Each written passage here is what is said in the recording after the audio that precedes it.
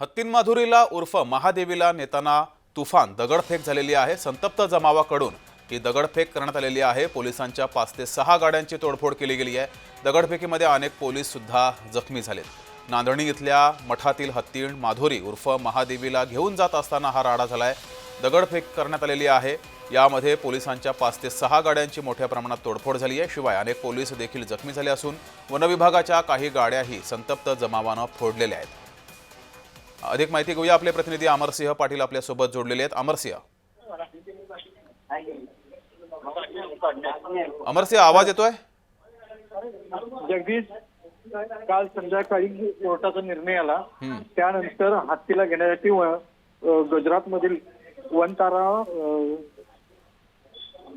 खाजगी प्राणी संवर्धन केंद्रातले सर्व कर्मचारी आले होते।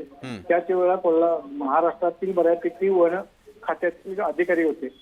नियमाप्रमाणे त्यांना हत्ती सुपूर्द करायचा, परंतु जी परंपरा आणि त्या अनुषंगाने ज्या हत्तीला पालन पोषण केलं होतं त्यावर विश्वास होता, त्यामुळे हे नागरिकही आक्रमक झाले होते आणि त्या हत्तीला सोडण्यास तयार नव्हते। परंतु कोर्टाचा निर्णय होता, त्यामुळे कोर्टाच्या निर्णयाला अवमान करायचा म्हणून त्या मठाधिपतींनी त्यांना हत्ती सुपूर्द केला। परंतु गावकऱ्यांच्या भावना आक्रमक झाल्या आणि त्यांनी दगडफेक केली। जगदीश, ठीक आहे, धन्यवाद अमरसिंह दिलेल्या माहितीबद्दल।